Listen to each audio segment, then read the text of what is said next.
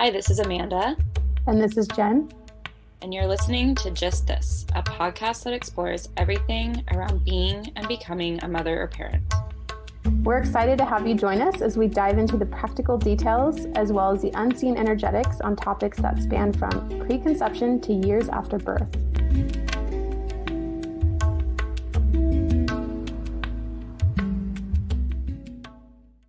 I'm purposefully saging on our call. I usually do this before we start recording, but I thought I would do a little because we're going to be talking about gratitude today.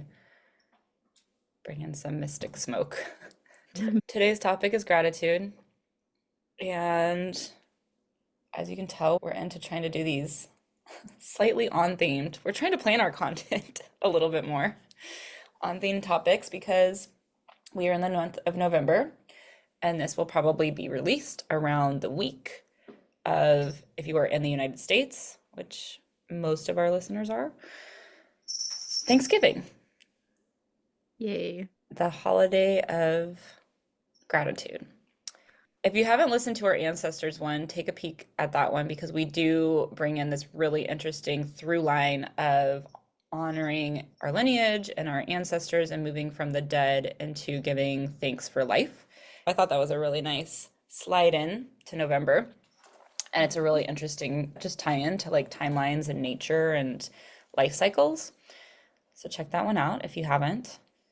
But today we're going to go over gratitude, the importance of gratitude, and then we're going to weave it into, of course, what we always do, gratitude in the postpartum phase, specifically in that early phase.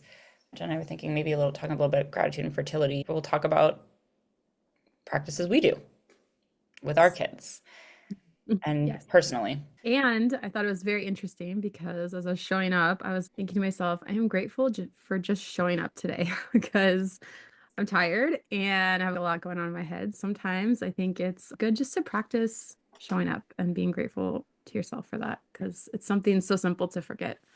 We'll start with this. I did not pull the research. I probably should have done a little bit more prep, but there is so much research out there around the practice of gratitude, scientifically, the benefits of gratitude. And we've seen, obviously, things like in blue zones and certain cultures and practices of gratitude and how that really impacts the people and their lives. Biologically, it really has an impact as you live day-to-day life.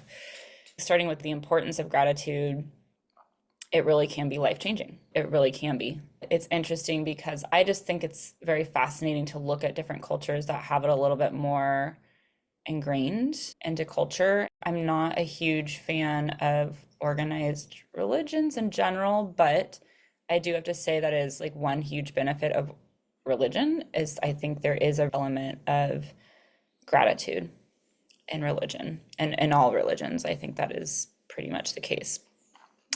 One of the challenges I did one time was a gratitude challenge, and you had to write, it started off on 10 gratitudes day and night, immediately when you woke up before you did anything, and then before going to bed, and you'd add 10 more each day. By day 7, you'd have to write out 70 gratitudes. It's so interesting because part of doing the gratitude too was that you had to write, I'm grateful for because. So you're always adding because. And what I really found during this challenge was how challenging it was to pick gratitudes in the beginning because I felt they needed to be more powerful or more meaningful. But then once you start getting to 70 gratitude, the little things actually had as much weight as things as I'm grateful for happiness and my health and my kids and family and those type of things. It doesn't have to be a big thing. It can be small things too. We'll get into this when we talk about the practices with my kid, but we do 3 daily gratitudes. And I think when you're doing them so frequently, of course, if you're doing 70, that's pretty intense. You have to do the small ones. You start to realize, I think that's the whole point, is that the little things count. And we can transition into this whole gratitude postpartum. It can be really a simple practice. It can be very hard. We've talked about this before, being in that postpartum phase. There's so much that can be happening. It can be really intense. You can be really exhausted and overwhelmed. And unfortunately, there's a lot of situations where people are not probably as supported as they should be during this time. And gratitudes in general, one of the benefits of having a gratitude practice or identifying gratitudes is it does increase like oxytocin in your mind because you are able to then connect to little moments of pleasure. You start to realize the tiny things that you're thankful for. And that's rewiring your brain to be able to connect those tiny moments of pleasure. Because when we're grateful, we're feeling a feeling of pleasure. That in turn releases oxytocin in our body, and oxytocin is a powerful hormone. It's our love hormone, but it's one that actually will aid in your healing physically and mentally at any time. It's really, really, really important hormone to have during the postpartum phase. Anything we're doing to increase our levels of oxytocin is going to be super beneficial, and it's a small thing you can do to help. I was talking to people recently about connecting to pleasure in this phase, and it can be really hard to connect to pleasure. But a gratitude practice is a simple practice you can do of, okay, that's actually connecting to pleasure when you're realizing the tiny things you're grateful for. I'm grateful for the 30-minute nap I got today. I'm grateful for the warm bowl of soup somebody made me. All these little things. It's interesting because I think it can be really easy or it can be really hard. The gratitudes can be very obvious or it can be really difficult because both of those are true because things can be so hard during this phase. The other important thing too is that it's okay to be frustrated or feel emotions and also still be grateful for that thing at that same time. It doesn't have to be, oh, because I'm frustrated that my baby hasn't slept in the last 2 or 3 hours and therefore I haven't, and I've been up all night, that you can't be grateful for having your little one here in your arms. A lot of people think there has to be just this very singular blissful emotion around it, which I think is ideal. But I think too, just sometimes getting into the practice of it in the beginning, even if it doesn't feel fully grateful, just knowing and practicing eventually over time will train your mind and body to actually begin to feel it. That's a very, very good point because this is something we also talk about holding multiple emotions at once. And gratitude is not here to spiritually bypass or emotionally bypass anything else you're feeling. That's Mm. not the point of gratitude at all. If we need our anger, we need our frustration because all of these emotions are really communicating to us needs of ours. We have a whole episode of met and unmet needs. We'll link that episode, and that's a great one. And that's what our emotions are just telling us. What need here is not being met ultimately. And I agree. We should be able to hold both. And this isn't to replace our anger, it's to be like, I am angry and I am grateful that these little things exist because we can spiral really easy in one emotion. But when we can hold multiple emotions, then we're expanding our capacity in general from a psychology level. That in turn really does expand our capacity physically as well. It's good to get those little oxytocin hits, even if you are really more deeply in other emotions. You can try to get that little bit of oxytocin for a little bit. It is going to help you ultimately. We have the science, the biology of it, of how it will help you heal and in a lot of different ways. But 100%, we're not using gratitude to override other things or ignore other things going on. I think that is a unhealthy use of gratitude, actually. Let's not do that. That's Yes. not what we're trying to encourage in any way. At first, I was like, let's just talk about gratitude in this newborn stage because of how important I think it is. But as we were talking, I also was like, you know what? Fertility is quite a journey for a lot of people. Yes, it is a journey. It's very interesting and fascinating just how the different fertility journeys I come across and the different levels of relation to your whole conception and pregnancy can be very anxious and very stressful for some people. I see some people really stressed out that it took me forever to get pregnant. It took 8 months. And I'm like, that's good. Your body just needed maybe some rebalancing and it was, or waiting for the right time. When you really want to get pregnant, it can be a very stressful journey. And there's a lot of noise in our world that adds fear and doubt and clock's ticking, and might as well take control of this thing that we really can't control as much as we can. I don't know if you want to speak to that and then weaving in gratitude in that journey.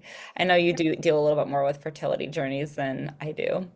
Yeah, I think as you're speaking, even though it's 8 months, people are like, oh, it's 8 months. It's not really like the calendar feeling of it. It's that feeling of all the emotions that you've been going on roller coaster wise with the hormones or people asking you, all of it, whatever it is for you specifically. And so that 8 months can feel a lot longer. And that's why it's important to have that gratitude practice, because having that gratitude practice puts you in the present moment and reminds you, hey, we're going to take it one day at a time, right? Because that really is that anchor into the journey. If there's something that can anchor you and you have a practice every day to anchor you down, no matter what's going on, what wind is blowing, having that practice to ground you and keep you in the moment is going to really help, like you said, release oxytocin. It's going to help relax the body. It's going to help you be less stressed, hopefully, make you happier. All those things will contribute to better chances with fertility. Of course, you might need other things too, but at least to eliminate or reduce the stress and enjoy the process and bring in gratitude for that reason, at least to really ground you in the presence and remind you that there's also other things important in life than just fertility, because fertility can feel also very all-consuming. We've said this before, and I'll say it again. When you're able to weave these practices into fertility or your fertility journey, it's then that much easier to practice it when you hit the really turbulent times of pregnancy or postpartum or whatever it is, because there likely will be a turbulent time at some point. The earlier that you can sink into, okay, this is a practice, it's almost like changing a habit you have. Once you can alter that, the earlier on, then that just becomes like what you're doing, and or it's easier to sink back into that habit once you've had some established practice of it.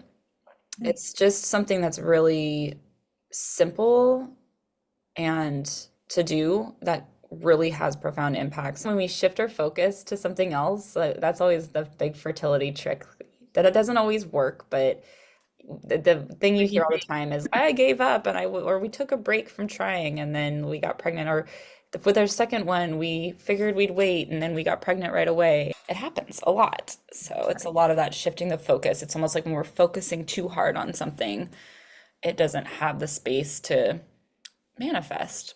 Like when you're doing, say, 70 gratitudes a day, that's when you're like, oh, you start to be grateful for the support that you have from a friend. And so it makes that journey, if you're in fertility or postpartum or even during labor, you can recall that, oh, I'm grateful and I have them. And you could actually call on them too, for example. I don't know if I'd ever do 70 gratitudes in a day, but hey, that's a challenge. I feel like 10 broken up into two sessions, maybe doing a 20 list at once. It's a cool challenge. I recommend it to anyone. And just doing it even just once a month is just a great experience. Well, let's weave in now the practices we do, because I did want to circle back to the fertility journey. And in some way, we're not calling it manifesting, but there is a bit of, you can weave in the thoughts of and practices of manifestation practices into gratitude. And one of my favorites is doing gratitudes, and you start with gratitudes that things are actually present in your life. Like, I am grateful for the friend that called me this morning. I am grateful for the car that I get to use and drive places and takes me places. I am grateful that the weather is nice, whatever. You go through all the gratitudes. Like, I am grateful for the library. That's a big one for me. A lot comes up. I'm very grateful for libraries. Gotta say because. You add the because. That's an interesting thing because I actually don't think we need the because. I think Oh, that's a okay. little overkill. Okay, okay. I like to get the least amount of resistance to entry, right, Mhm. for people to practice. Honestly, especially once you start doing this with children, when you start to make it too complicated or adding the because, I feel personally listing off things you're grateful for and just identifying them. Yeah, it probably, like, I'm sure there's some deepening of it with adding the because, but I don't know. For my mind, I'm like, I don't know if that ROI of adding the because for the amount of work that is, especially when you're writing, is going to pay off. I do think like just stating out loud what the things you're grateful for is enough. So we'll start with that. Just start, Bare minimum. yeah, like start just saying things you're grateful for. And I think sometimes the because, then we can get in more into the analyzing versus just like sinking into the gratitude itself. That's my take on it. I see the value in that too. And I found, at least with my son, that adding the because made him think a little bit more about the gratitudes and just like repeating the same ones that he did the day before. Mm, So I thought that was interesting. And then another reminder came up when I did that 70 gratitudes, is that one of them would be, I love my boyfriend because. And so I could write multiple of them. I'm grateful for my mm. boyfriend because, and it could be that same part of the sentence, but for different reasons. So in a way, I do see how valuable it could be just to write it out and not overthink it. I do think that makes you think a little bit more deeply and connect with that emotion. So yeah, maybe sometimes when you're like in the dirt and crap of your emotions, maybe just, I'm grateful for this guy, I'm grateful for this. And then if you have the ability to do more, then do that. Hopefully you're thinking in your mind why you're grateful for it too. And I think with the I'm grateful for my boyfriend, there is a practice of once you are doing it more, and I think this just unfolds naturally once you are in the practice of just doing this over and over every day. It won't be I'm grateful for my boyfriend. It's like I'm grateful that my boyfriend is patient with me. I'm grateful for my boyfriend's patience. Like it gets a little bit more nuanced because you'll notice you're repeating. I think as at least as an adult, I see with a child where that could come into play. It's interesting because as I was repeating back, because of my practice of saying because, it's already inside of my habit to add the Yeah. because. Very interesting. Fun. I'm sure we have people in both camps that would agree or see the value of both. Getting back to this practice of weaving in gratitude with manifestation, and they go hand in hand. I like to list off things that I'm grateful for that are present in my life. Then you can easily then slide into things that you are wanting and hoping to manifest, and then say, hey, I am grateful for the conception of my child. I am grateful for the incredible birth team that I've found to support me. It would be interesting to pull more science about this. I do attach to the belief as within, so without. And a lot of our external reality can be reflected from our internal reality. I don't blanket statement that because there's nuances to this, but I do believe that plays a role in internal and external. And when we are sinking into gratitude, first of all, that is going to change our perception and how we approach things. Scientifically, it is changing our body and the way our brain is wiring and firing and some of the hormones that are released, which will then change our body physically and our physiology. On top of that, there is like this whole fake it till you make it in some ways. It's doing that in some senses of really envisioning and almost not tricking our mind, but kind of tricking Yeah. our mind and tricking our subconscious of this is already here. And when you overlay that with things that are already here, you can start sometimes to do the gratitudes of things you have, gratitudes of things you want. And then if you really get good at it, you can do like one, one, one, one, and you're really like weaving those together. So you're almost tricking your mind. This really exists. Your mind doesn't know the difference, actually. They've proven that. If you imagine yourself being grateful for those things that you have now and the things that you want, your mind just doesn't actually know the difference. One of my favorite little studies about this, which might seem really random and not related, is when people lose their legs and you still feel like you have a leg. You can have a fake leg that's there, and somebody will put a knife in it, and their whole body will react to it because their mind believes that is their leg, even though they know mentally, or like their body believes it, even though they know that's not their leg. There's some great, interesting science stuff out there, but that can be a really powerful practice. So now we're kind of moving into practices, especially if you're in your fertility phase. If you don't believe it, just play with it. Why not, right? It can be a really easy thing. And if you're at that point where I'm trying anything, throw it in the mix.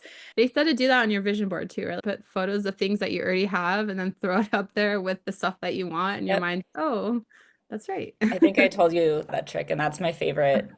And then as you acquire the things that are on your board, you can replace the picture of the thing that like you wanted with actually you. I love doing that. it. Yeah, practices. Do you have any specific practices? So we do at the end of dinner, we all sit down for dinner together. At the end of dinner, each of the kids has to be excused, and then they say three gratitudes, three things they're grateful for, or we have this other set of questions. So each week, they usually will be doing gratitudes at least 3 or 4 times a week, and then we make them do the because can be very long, but it's very cute. With our little one, in the beginning, it's hard to teach a young one what gratitude is sometimes. So we say, like, what do you like? What's your favorite toy? Or what made you happy today? Because that's essentially translating into something that they could be grateful for. For instance, I love my dinosaur. Oh, you're grateful for your dino. Or I loved going to the park with everybody. Oh, you're grateful we went to the park. You can just word it around based and make it age appropriate, and then they'll just repeat. You help them out. That's a tip for younger kids. We do three as well. Our life, I think, is not as structured as your life sometimes. The whole sit down dinner thing maybe happens a couple times a week, but I will try to do it daily, and often it's in the car because I find that's a good time when we're driving in the car and it's, let's do our gratitudes. At first, there was a little resistance to it. I always start, and then it's funny because now my kiddo wants to, no, no, no, let me do mine first, and gets on a roll with them, and often it gets to be more than three, and it's fun. It's fun for her now. It's Uh, funny because I had resistance in the beginning too, so it's very interesting. One piece I was going to say on that is you practicing it, doing the, okay, we're going to consciously take this time right now to do it, I think is important. And it's a good reminder that we are models for our kids at all time. We are models from pre-birth. When you're practicing gratitude while you're pregnant, I really think that does help. And there is some, again, in utero energy and vibes. I'm gonna go woo woo here. We've talked about the oxytocin. There's chemical changes in your body, and I do think that is felt in utero. And there is studies out there that show our stress levels impact our kids, and to some degree, our thoughts are impacting our babies in utero, right? If we're worried, they say they've shown studies now, if you're stressed about money, that can actually pass down to the child in utero while you're pregnant. There can be a lot parsed out there of like how much of, is that just like the cortisol hormone and this and that. But fact is, it's not going to hurt to do some gratitudes while you're pregnant. We talk about this all the time with elimination communication, but anything you're doing in general, you are the model for your kids. Your kids are watching you all the time. I try to a practice is just remind myself of that, or maybe set a like alarm on your phone and then just weave in random. Isn't it great we have such wonderful friends? I'm so grateful for all the friends in my life. Aren't we fortunate that we get to do XYZ? I'm so grateful that's just a 20-minute drive from us. Trying to weave that into just talking to my child, or like when good things are happening or we've had a great day, talking about why we are grateful for that. And then I think the kiddo then picks up on that and that becomes more natural for them. How much are we complaining throughout the day? Kids can be a great reflection of this versus actually just expressing our gratitude throughout the day. It's not to say we're overwriting or trying to get rid of the things that maybe we want to complain about, but we can hold both and at least model a little bit of that woven in practice that's really not in our culture. Mhm. Giving and gratitude is hello Thanksgiving, giving and gratitude. We're in the holiday season. It's interesting because I guess one way that it's less structured for me that we do is every once in a while when my kiddo is in one of those moods where he's just, no one likes me, he's not feeling anything. I actually stop him. I'm like, okay, I want you to name at least one thing you're grateful for that moment to start teaching him to shift this a little bit out, right? It's okay to have those emotions, but at this point, you're just like spiraling, just teaching them in those moments too, because that's really where gratitude, why we practice it outside of those times is so that when we are having a harder time remembering things that we're grateful for, like in the postpartum period or when we don't have our baby and we're infertile at the moment, that's really when we want to be grateful for all the reasons that we've said before. Teaching kids early on in those moments too can help. It doesn't have to be every time, but just little seeds here and there. And as they go, eventually, maybe they'll learn how to shift out of those things or like, hey, I'm feeling sad. And also, I'm actually grateful for all my family here with me. even though I don't want to be around him. And that'd be beautiful. Just wait till the teen years. I feel like I'm already getting these little bits where I'm like, okay, I need to let you feel this feeling. But I think you're right in the sense of having a practice like this, they can then bounce back from it, even if they need to go and they're in their shitty mood for an hour, whatever they need. I think there is a awareness of, I really love you. I'm grateful that you're here. My kid will be such a preteen for some reason. And she's not even a preteen. I don't get it. I also see the flip side where when she's able to get to the bottom of that spiral or finally pull out, she does arrive at gratitude or love. As long as we can circle back to that, then we're good, right? Right. And in a healthy amount of time, because that's ultimately what we want. And not that we should put time limits on it, but ultimately we want our kiddos to be able to bounce back and not have to spend a whole day there or half a day. Hopefully be able to take a healthy amount of time and then come back and start to feel a little bit better. I want to talk about giving. I think that should be another episode. The dynamic of giving in our society is such an important one. And also, it's interesting because it's this balance, especially with women. I've heard of giving to yourself and teaching that you don't have to give at all. But I also think our culture is just all me, me, me, me. We'll do another one about this around the holidays. Future episode alert. Yes.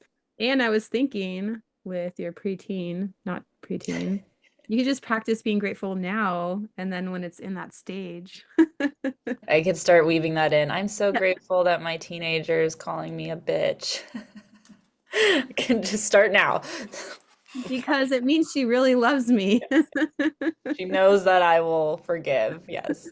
There you go. Because I'm a forgiving person because I'm forgiving. I think this has been a good conversation. Hopefully, just reminded you, even if it's just a small reminder of the importance of gratitude in our life. And we are in the season, so hopefully you are dipping into it. But if not, start small. You can start with 3 a day, or you can do the challenge, the 7-day challenge that Jen did.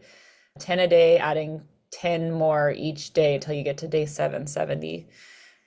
There is so much science out there, and I can't emphasize enough a small practice. I would say even a 30-day challenge of just trying to do 3 to 5 a day can it really makes a difference, and it only takes 5 minutes. So you could do it in the shower, in the car with the kids. I love doing it in the car. I just think that's such a good time because most of us have car time or commute time in general.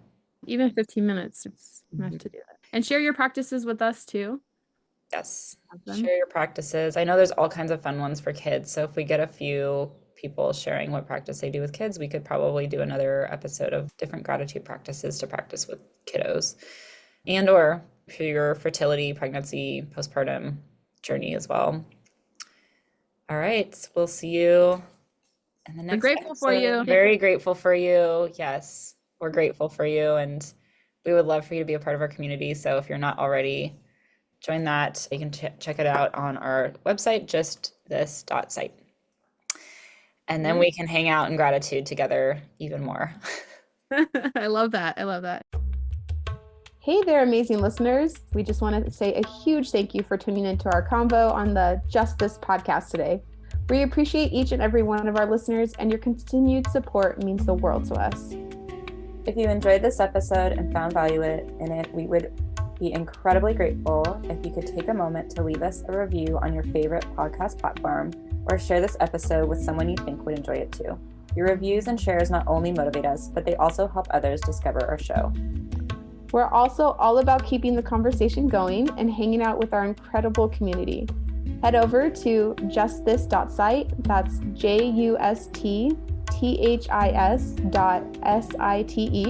where you'll find additional resources, ways to connect with us, and join the conversation, plus some more goodies.